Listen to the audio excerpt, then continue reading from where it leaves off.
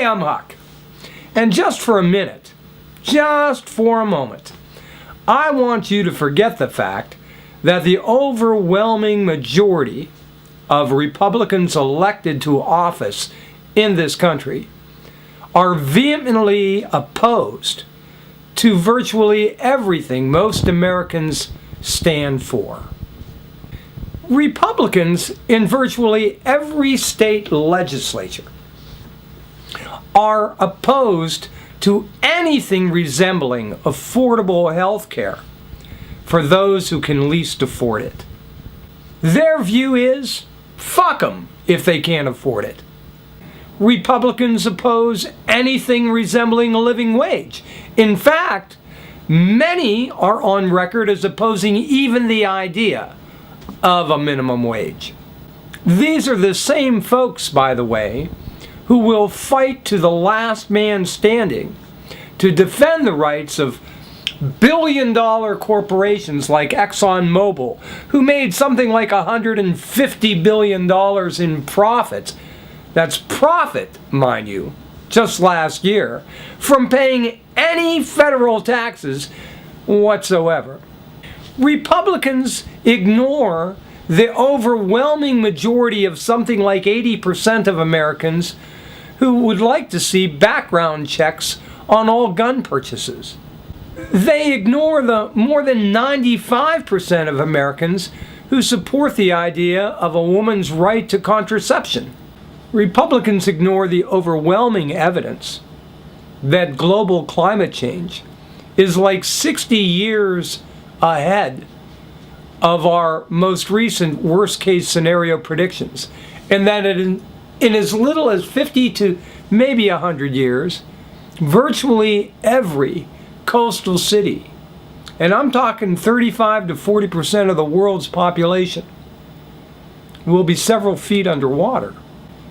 Yet, despite all of this, Republicans continue, time and time again, to vote against the American people and against all common sense. Forget it. Forget all of it. Hell, if more people were aware of it, or didn't get their news from their pulpit, or worse yet, from Fox News, people would be up in arms about what the Republican Party stands for these days. But these poor bastards are confused and badly misinformed, and all riled up over some silly scandal about the loss of their religious freedom, or is it their employer's religious freedom? Or maybe it was something in Benghazi that has them all fired up. What was that now? Or no, it was those son of a bitch IRS agents going after those Tea Party organizations. And what was it that they were doing? Fucking morons. I'm not going to waste my time trying to explain anything to folks who are confused or misinformed on those issues. Hell, there's enough crap to throw at Democrats without inventing it. But the fact of the matter is, the main reason, and in some cases the only reason, that our economy is still trickling along at a snail's pace, or why the ice in Greenland is melting 60 years faster than anyone had ever predicted, why felons can still buy AK-47s at any gun show, or why more than 700,000 Texans living under the poverty line still can't access health care, even though there are federal dollars available to pay for it, or why there are in many cases in this country not a single women's health care clinic within a reasonable driving distance from home. It's because Republicans want it this way, because Republicans keep voting it this way, and because so many morons keep voting for Republicans to keep it that way. But this is all you need to know about the difference between Republicans and Democrats. Democrats believe that when everybody eligible to vote has the means to vote, the American people are more likely to get what they want. And it is only when hurdles are put in their way, making it more difficult, more expensive, and in some cases, even impossible to vote, that Republicans continue to get their way. That's why in every state where Republicans have control, they are making it harder for people to vote, particularly people that they identify as likely Democratic voters. Ever since the ultra-conservative Supreme Court overruled and overturned a key provision of the Voting Rights Act of 1965, Republicans in state legislatures across this country have used that opening to undermine voting rights laws all over the place. Republicans, frankly, have gone crazy, throwing every roadblock in the path of voting in this country, at least for Democrats, that they could think of. Cut the number of precincts in Democratic cities and towns, in many cases assuring that folks who had to wait 5, 6, 7, or even 8 hours to vote in the 2012 election would have at least that long a wait, if not longer, this year. There's a lot of evidence to show that hundreds of thousands of voters in Ohio, in Florida, in Virginia, and other states left their polling place without voting because the lines were just too long in 2012. Ask yourself, would you stand in line for 6, 7, 8 hours in order to vote? Could you? Would you be able to get off of work in order to do that? Funny how most Republican districts don't seem to have that problem. 5, 10, 15 minutes, you're in and out of the polling booth and on your way back home. And to ensure that those lines would be there, Republicans have tried a few other tricks up their sleeve. They've cut back the early voting hours and voting days most Democratic voters tend to use. Like, for instance, the weekend before Election Day, when people actually may have some time to stand in line. But that's not all. You've got to hand it to Republicans. When they choose to be devious, they go all out. Republicans have passed an array of voter ID laws, making it not just inconvenient, but expensive, and in some cases downright impossible, in order to secure the documentation you need just to get your ID. Remember, most folks that don't have a state-issued driver's license don't have a car. And so they don't have transportation to get to the motor vehicle registration site in order to get a state-issued ID. And so what have Republicans done in states all across America? Well, they've cut back on the number of Bureau of Motor Vehicle registration sites.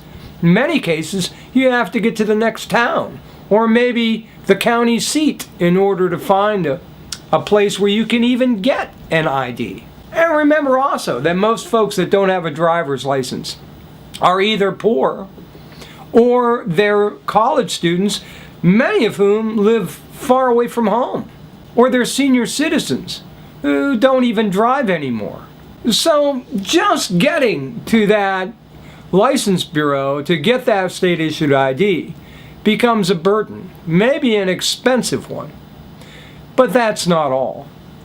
What type of documentation you need in order to get that state-issued ID becomes troubling. And college students, forget about that state university-issued ID, no good. Seniors better still have that birth certificate, or if you're a widower, you better have that wedding certificate to prove your last name is valid. You better also have your Social Security number. And how you are going to get to the county seat to look up all of those records and pay the fees for them before acquiring your state-issued ID, well, I guess that's just up to you. Truth is, millions of folks are just going to say, well, I think I'll just sit this one out.